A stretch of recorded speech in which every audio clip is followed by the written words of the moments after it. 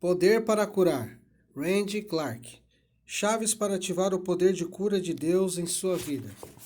Parte 7. Fé. Capítulo 20.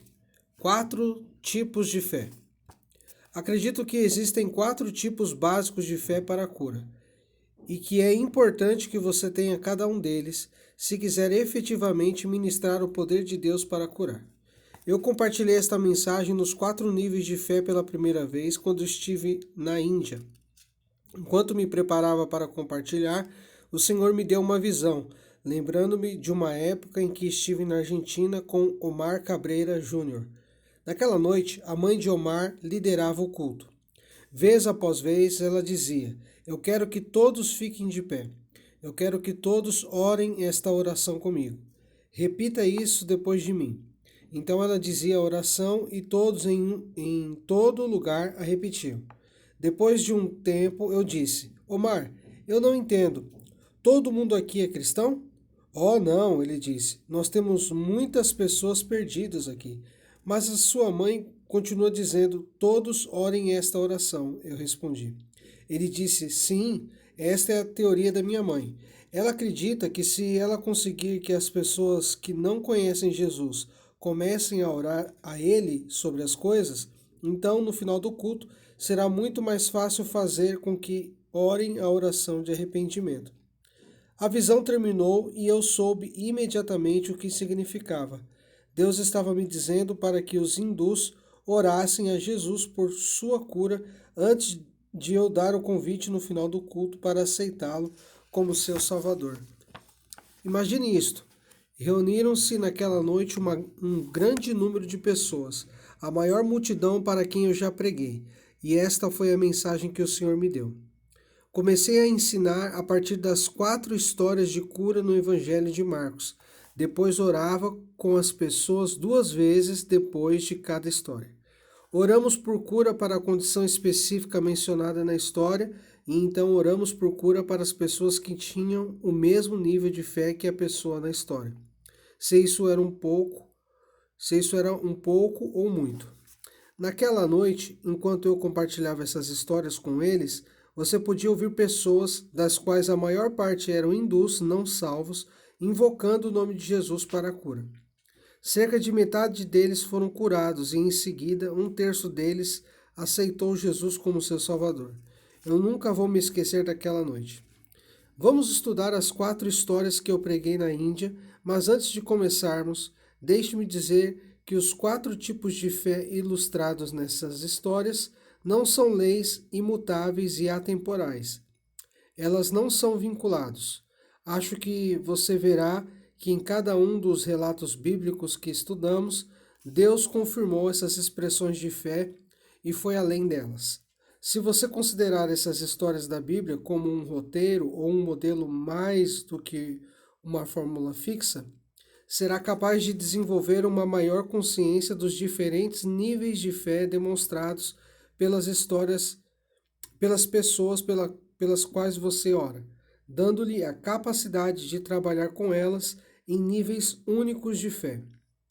Começaremos revisando vários eventos diferentes na vida de Jesus, enquanto ele ministrava aqueles que precisavam de cura. Você achará interessante que o próprio Jesus tenha trabalhado com pessoas de diferentes níveis de fé. Isso imediatamente dissipa o mito de que você não será curado se não tiver fé suficiente. Não me entenda mal. A fé é muito importante. Eu digo isso de tempos em tempos. Quanto mais fé está presente, mais acontece. Quanto mais fé estiver presente em uma pessoa, maior a probabilidade de receber cura. Quanto mais fé estiver sendo expressa em uma atmosfera, mais provável será que ondas de cura irromperão entre esse grupo específico de pessoas. A fé é importante. Eu apenas nunca quero que se torne uma pedra de tropeço, impedindo que você ore por uma pessoa necessitada. Primeiro, 1. Fé muito fraca, se você pode.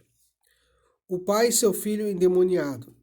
Então, um na multidão respondeu e disse: "Mestre, eu te trouxe meu filho, que tem um espírito mudo, e onde quer que ele o pegue, Onde quer que ele o pegue, ele o derruba.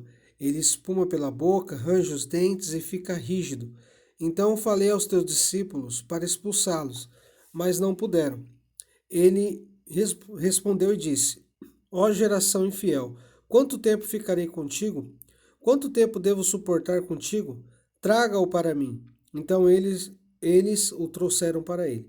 E quando ele o viu, imediatamente o espírito convulsionou-o e ele caiu no chão e chafurdou, espumando pela boca.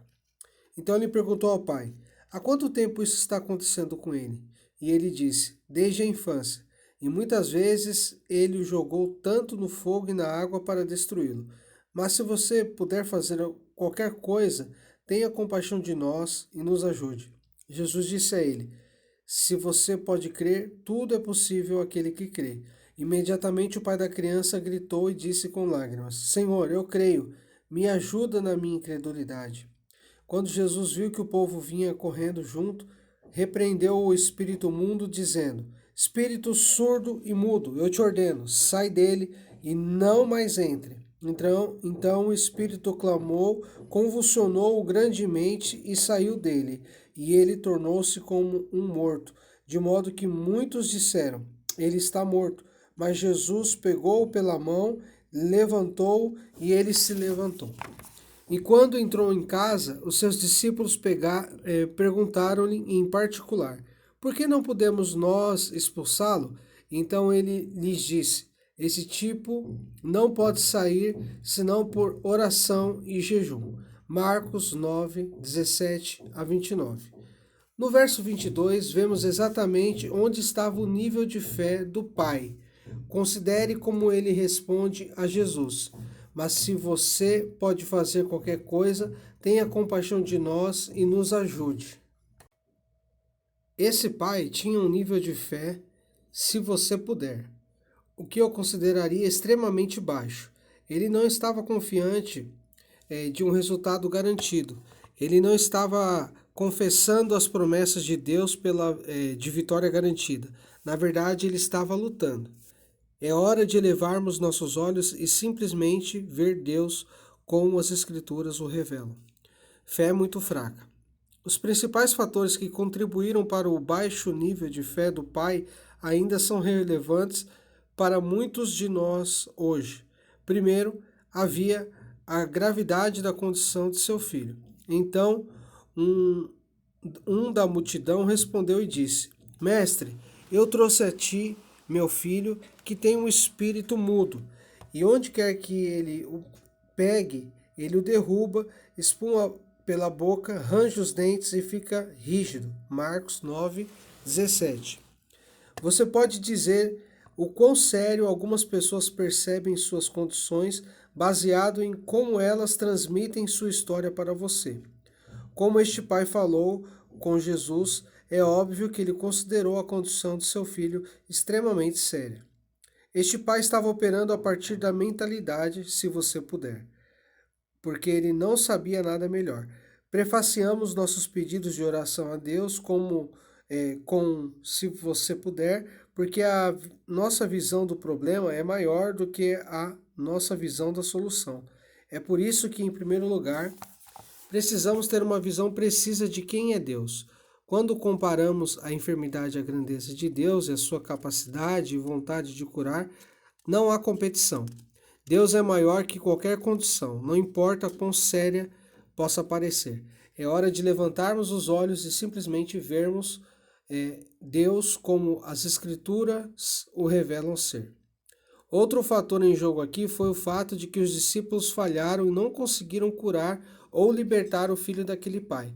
Então eu falei com os seus discípulos que eles deveriam expulsá-lo, mas eles não podiam. Marcos 9,18. No capítulo A Emoção da Vitória, contei a história sobre a maneira por quem orei, que a princípio não queria nada comigo. Ele já tinha tido um dos discípulos modernos, ungidos de Jesus, orando por ela e nada aconteceu. Nós faremos bem ao criar uma atmosfera de amor e compaixão, onde as pessoas estão livres para serem honestas conosco. A semente do rompimento é uma fé muito fraca. Apesar da fé muito fraca desse pai, havia sementes de rompimento presentes. É importante aprender a identificar a semente do rompimento, mesmo nas situações mais difíceis. Isso requer dependência constante do Espírito Santo. Você precisa ouvir as oportunidades e procurar portas abertas. Mesmo que esse pai tivesse uma fé muito fraca, ele tinha alguns fatores chaves para ele que colocaram ele e seu filho à altura da descoberta. Primeiro, o homem era honesto e não fingia o que não era verdade. Ele reconheceu abertamente sua falta de fé. Ele nem tinha certeza de que Jesus poderia curar seu filho, muito menos que ele iria curá-lo. Ele não fingiu ter fé quando não havia nada. Como ministros da cura, faríamos bem em criar uma atmosfera de amor e compaixão onde as pessoas fossem livres para serem honestas conosco. Muito pouca fé é melhor que nenhuma fé, porque pelo menos você tem uma semente para trabalhar. Mesmo que esse homem tivesse dúvidas sobre a capacidade e disposição de Jesus para curar seu filho, ele tinha fé suficiente para levar o menino a Jesus. Isso é absolutamente notável. O que o motivou a levar seu filho a Jesus? Muito provavelmente ele foi atraído pelo poder do testemunho. Testemunhos têm a capacidade de despertar até mesmo a menor quantidade de fé em um indivíduo. Este pai certamente ficou impressionado com as adversidades que eram contra seu filho, mas o fato de que Jesus estava curando os enfermos e destruindo as obras do diabo liberou a pouca fé que esse pai tinha e o atraiu para Jesus. Muito pouca fé é melhor do que nenhuma fé, porque pelo menos você tem uma semente para trabalhar. Em sua confissão de fé fraca, o pai também faz uma declaração poderosa sobre a natureza de Jesus. Se você puder fazer alguma coisa, tenha compaixão de nós e nos ajude. Marcos 9, 22. A compaixão tem o poder de diminuir o volume do ensino falso do desânimo e da forte incredulidade. A pessoa pela qual você está orando não é simplesmente um projeto de ministério. A pessoa é um ser humano sofredor que é radicalmente amado por Deus. 2. Alguma fé se você estiver disposto. O homem com lepra. Então o leproso aproximou-se dele, implorando, ajoelhando-se diante dele e dizendo: Se você está disposto, pode me fazer limpo. Então Jesus, movido de compaixão, estendeu a mão e tocou e disse a ele: Estou disposto, seja purificado. Assim ele falou, e imediatamente a lepra o deixou e ele foi purificado. Marcos 1, 40 a 42. O homem com lepra tem um tipo de fé se você estiver disposto. A pessoa de fé, se você estiver disposto, não está necessariamente questionando se Jesus é ou não é capaz de curar. Esse problema é tipicamente resolvido em sua mente. Eles estão, pelo menos, começando com uma visão relativamente alta da grandeza de Deus, reconhecendo que Ele é Deus. É claro que Ele pode me curar. Ele pode fazer qualquer coisa. Essa pessoa está vindo de um forte ponto de partida, mas precisa de mais encorajamento quando se trata da disposição de Deus para curar. Uma coisa é acreditar que o Deus Todo-Poderoso pode fazer alguma coisa. Outra coisa é ser confiante de que o mesmo Deus que pode fazer todas as coisas realmente quer curar. As pessoas com esse nível de fé geralmente oram: Se for da sua vontade, por favor, me cure. Uma coisa é acreditar que o Deus Todo-Poderoso pode fazer alguma coisa. Outra coisa é ser confiante de que o mesmo Deus que pode fazer todas as coisas realmente quer curar. Com o que a fé, se você quiser, se parece e soa. Em Marcos, o leproso não expressa nenhuma dúvida sobre a capacidade de cura de Jesus. Considere a última parte do apelo do homem a Jesus por curar. Você pode me limpar. Marcos 1:40. Não havia dúvida sobre se Jesus poderia ou não curar o homem. Sua luta foi com a disposição de Jesus para curá-lo. O mesmo é verdade para muitas pessoas hoje, tanto crentes quanto não crentes. Para os crentes, isso muitas vezes vem embrulhando vem embrulhado na linguagem da soberania de Deus. A linguagem da soberania é mais ou menos assim. O soberano Deus pode fazer absolutamente qualquer coisa que queira fazer, entretanto, sua vontade de curar alguém é sua escolha soberana e sua escolha soberana somente. Ele pode estar disposto ou ele pode não estar disposto. Você simplesmente nunca sabe com certeza. Essa é a linguagem da soberania, mas não é uma representação precisa do Evangelho. Jesus dissipa essa ideia inteiramente com todas as curas que ele realiza. Talvez um dos maiores indicadores da disposição de Deus para curar a todos seja visto em como Jesus responde a esse homem com lepra. Depois que o homem afirma a habilidade de Jesus para curar, Jesus se vira e confirma sua vontade de curar. Então, Jesus, movido de compaixão, estendeu a mão e tocou-o e disse-lhe: Estou disposto, seja limpo. Marcos 1,41. O desespero tem a capacidade de superar a teologia e levar uma pessoa a um encontro divino com o poder de cura de Deus. O que apoiou se você está disposto do leproso? O que apoiou a fé se você está disposto do leproso? O leproso não estava oferecendo a Jesus um pedido casual de cura. Mesmo que ele tenha usado a linguagem, se for da sua vontade, ele estava implorando a Jesus, implorando a ele que curasse sua condição. O desespero tem a capacidade de superar a teologia e levar a pessoa a um encontro divino com o poder de cura de Deus. Quando oramos pelas pessoas, não estamos ministrando a sua deficiência ou falta, mas sim estamos chamando as sementes de fé que estão exibindo, tanto na pessoa como uma fraca expressão de fé, quanto com alguma medida de fé. É impressionante quão poderoso é o simples ato de vir a Jesus. Quando as pessoas nos veem, elas devem ver Jesus. Elas devem ouvi-lo chamando-as para vir. Elas devem sentir sua compaixão em nós como embaixadores de Cristo. Por fim, como o pai com o filho atormentado, há boas razões para acreditar que o homem com lepra veio a Jesus porque ouviu o testemunho do que Jesus estava fazendo. Diga-lhes: estou disposto. No Evangelho de Marcos, vemos mais uma vez que Jesus não afasta um leproso. Ele não o repreende por não ter uma abundância de fé. Movido de compaixão, Jesus responde simplesmente, mas profundamente: estou disposto. Marcos 1,41.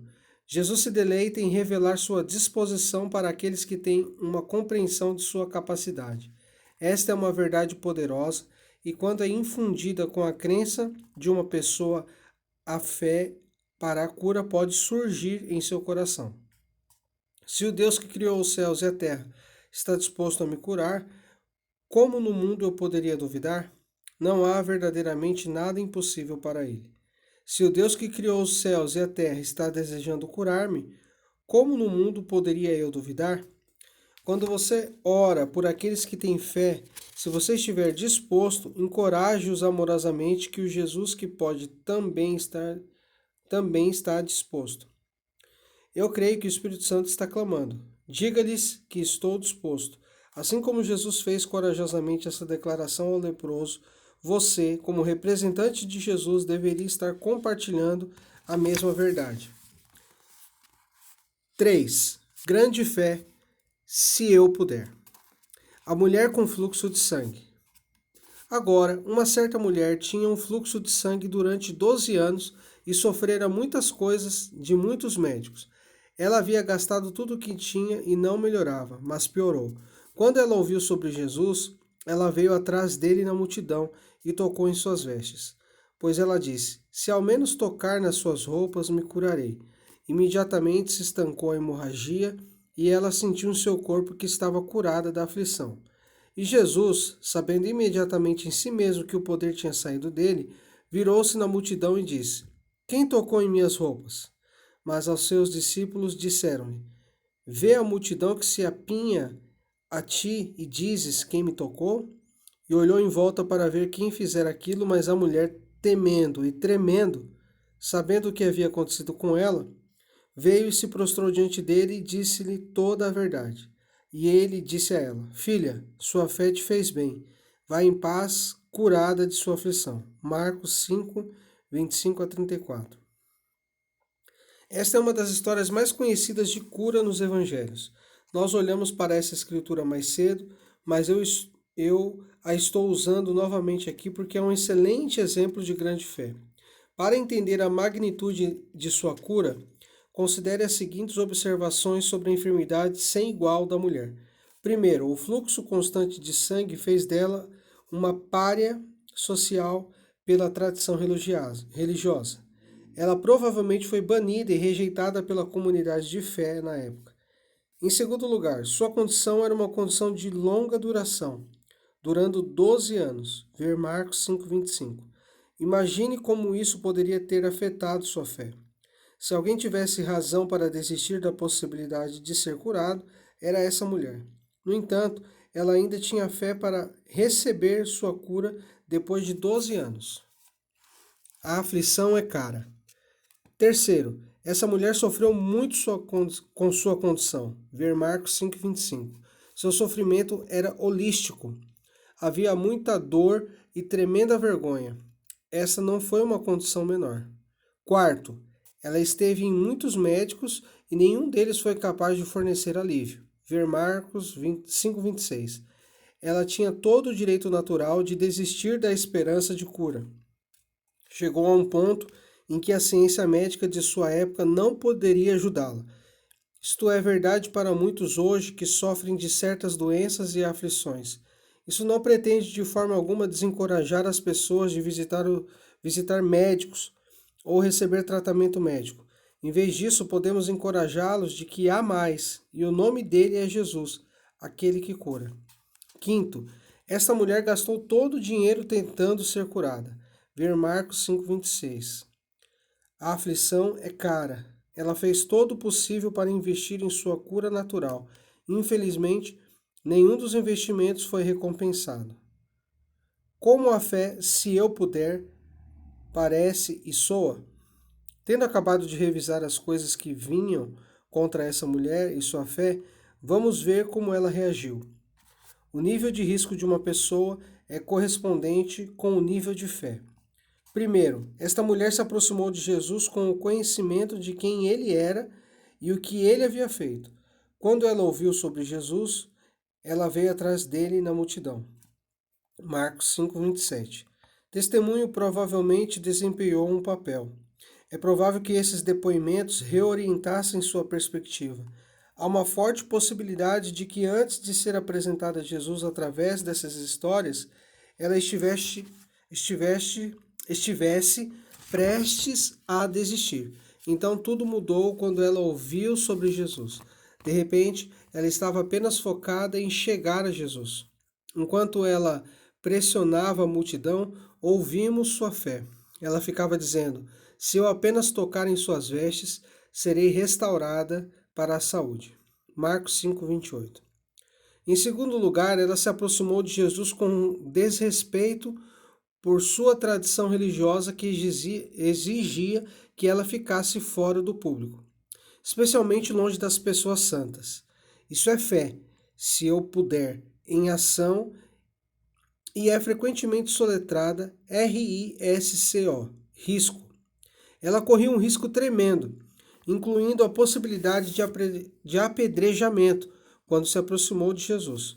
Pessoas que têm fé muito fraca ou alguma fé não correrão riscos extremos como este. O nível de risco de uma pessoa que tende a corresponder ao nível de fé dela.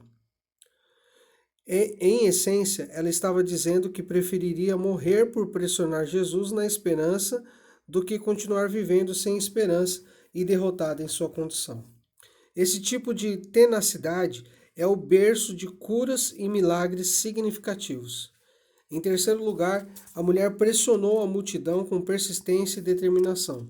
Quando alguém tem uma visão precisa de Jesus, quem ele é, o que ele é capaz de fazer e o que ele está disposto a fazer, ele não pode permanecer estacionário. Embora existam obstáculos a serem superados, permanecer no lugar da derrota não é mais uma opção. Isto é precisamente o que aconteceu com esta mulher. Motivada pelo testemunho de Jesus, ela pressionou os obstáculos e tocou aquele que mudou tudo. A tenacidade é o berço para curas significativas e milagres. O que aconteceu com a mulher por causa de sua fé, se eu puder?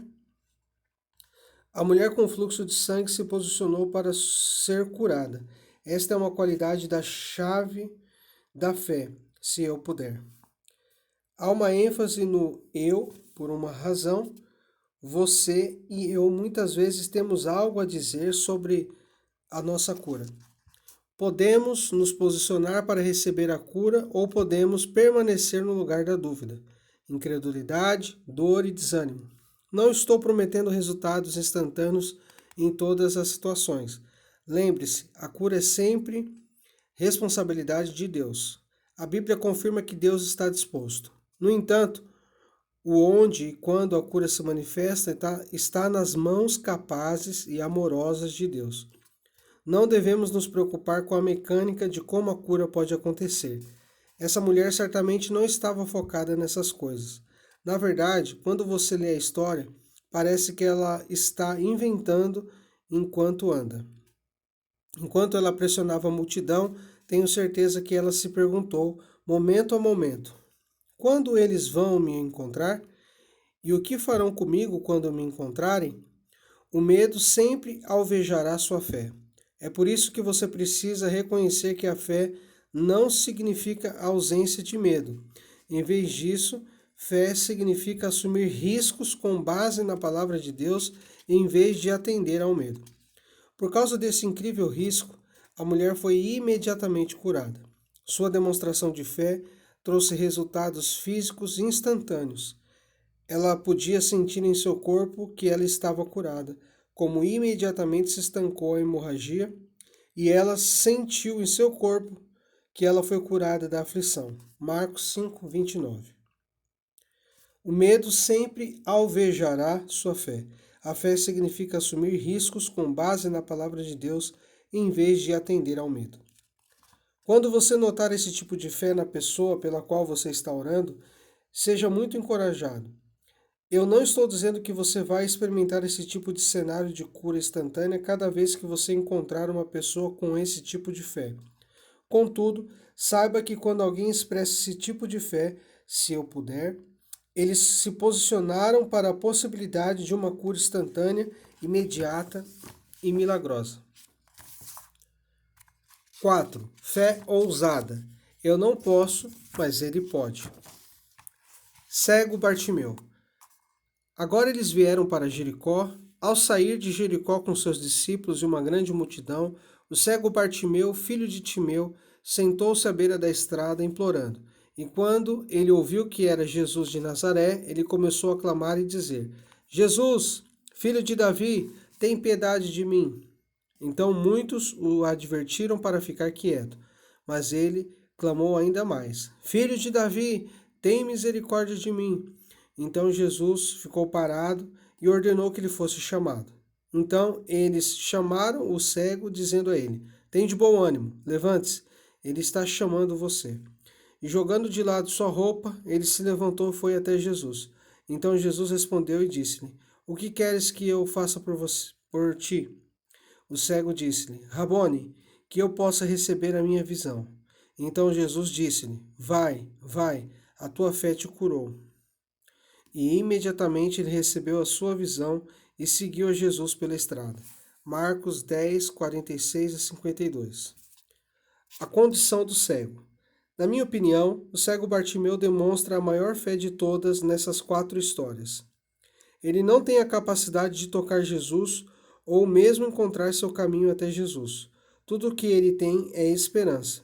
Eu posso apenas imaginá-lo tendo ouvido falar de Jesus, sentado lá dia após dia, esperando que ele possa estar no lugar certo, na hora certa, quando Jesus passar. A resposta da fé é ousada. Quando Bartimeu ouviu que Jesus estava passando, ele gritou: Jesus, filho de Davi, tem misericórdia de mim. Jesus, filho de Davi, tem misericórdia de mim. Ele não era tímido ou manso em sua expressão de fé. Seu grito revelou seu respeito e fé em Jesus como o Messias, quando ele o reconheceu como filho de Davi. Alguns da multidão foram até ele e o repreenderam. Shh, fique quieto, gritaram. Mas ele gritou ainda mais: Jesus, filho de Davi, tem piedade de mim. A persistência foi fundamental para posicionar esse mendigo cego para a cura. Quando a multidão tentou acalmá-lo, seus gritos ficaram mais altos. Ele continuou clamando porque reconheceu a oportunidade limitada diante dele. Ele sabia que sua voz deveria ser ouvida antes de Jesus passar ou sua chance de cura desaparecer. Ele teve apenas alguns breves minutos. Ele teve que gritar porque havia tantas pessoas ao redor de Jesus. O que motivou Bartimeu a gritar tão alto? Como ele sabia que o filho de Davi poderia curar e desejava curar um mendigo cego? Creio que foi o testemunho que deu a Bartimeu a fé de Jesus, a fé de que Jesus iria curá-lo. Ele tinha ouvido falar que Jesus de Nazaré estava chegando e esta notícia foi de valor para ele, porque ele tinha ouvido os testemunhos do poder de cura de Jesus. Como Jesus respondeu à fé imprudente? Jesus ouviu os gritos de Bartimeu e disse: Chame-o. Aqui vemos uma lição muito importante de cura. Uma mensagem introduziu sua cura. Um mensageiro disse ao cego Bartimeu: O mestre está chamando você.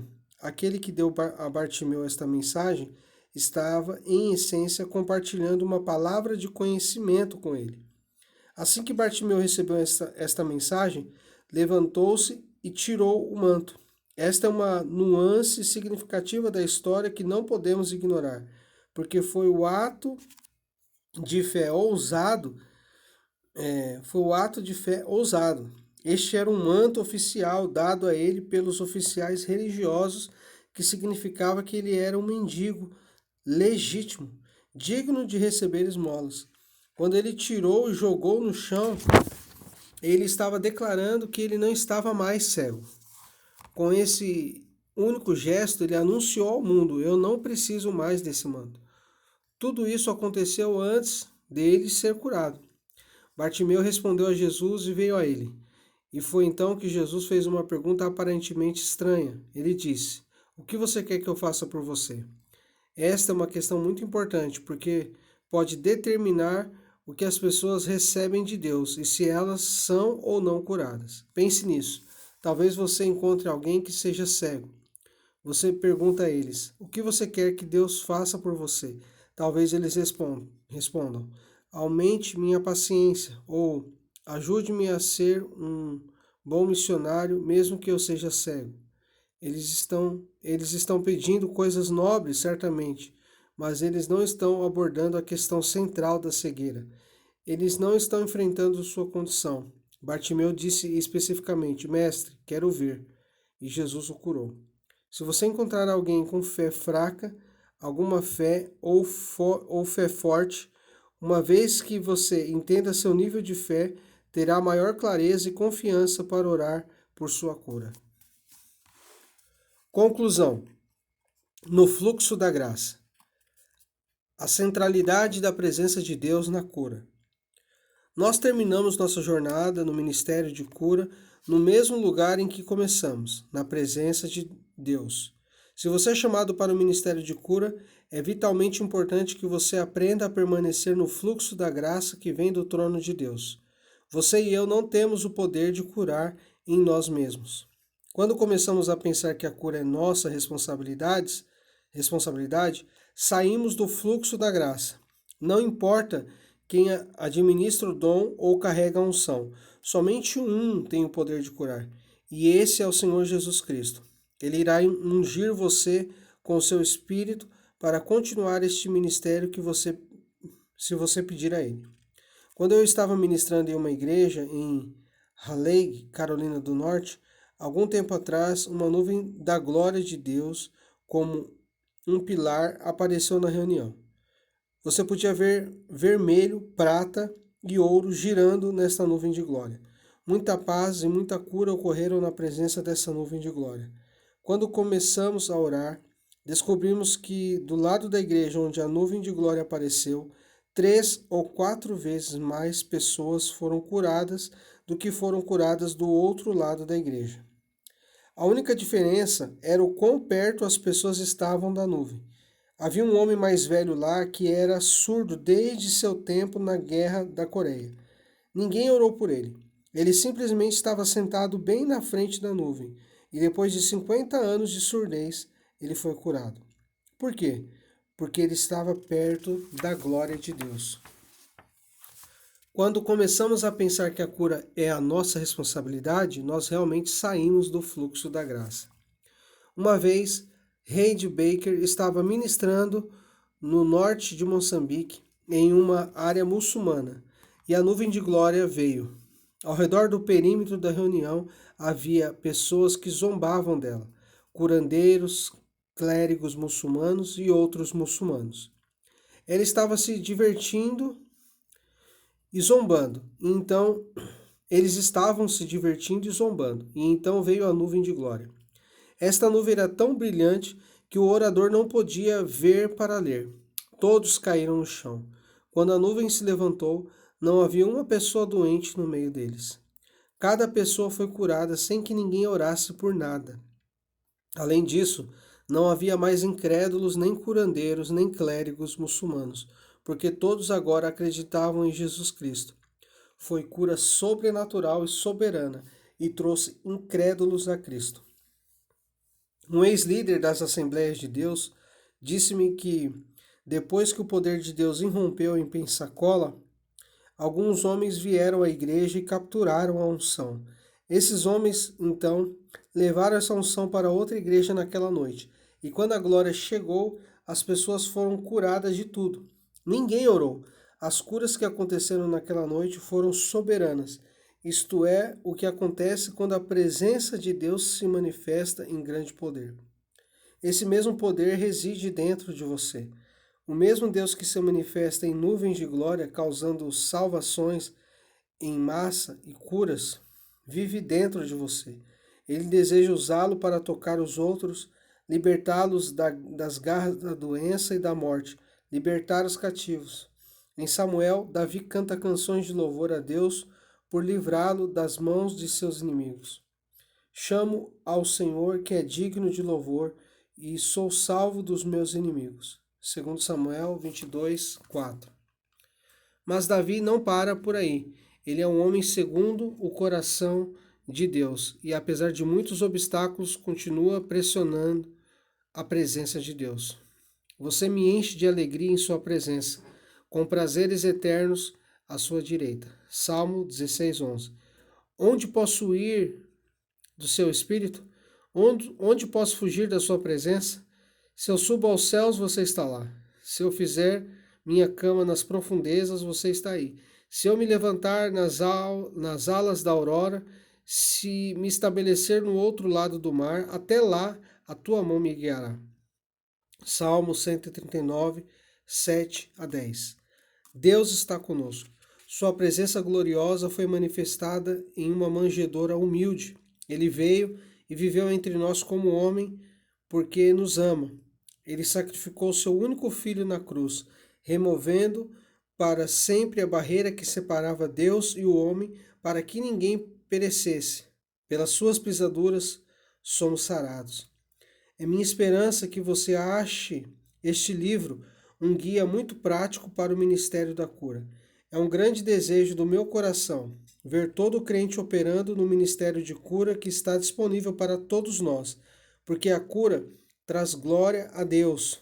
Estude os princípios apresentados neste livro, mas nunca esqueça que o maior princípio deve ser fundamentado na realidade da presença de Deus acima de tudo. Esteja aberto, entregue-se ao Espírito Santo e valorize a presença de Deus, porque Ele é o Rei da glória sem fim. Plante seus pés firmemente no fluxo de sua graça e veja milagres, sinais e maravilhas fluírem do trono. Confie nele, mesmo quando você não o vê, quando não vê o seu poder manifesto. A responsabilidade pela cura pertence a Deus e somente a Ele. Gosto muito dessa bela doxologia encontrada no final do livro de Judas. para aquele que é capaz de impedi-lo de cair e para apresentá-lo diante de sua gloriosa presença sem culpa e com grande alegria. Ao único Deus, nosso Salvador, seja glória, majestade, poder e autoridade, através de Jesus Cristo, nosso Senhor, antes de todos os séculos, agora e para sempre mais. Amém.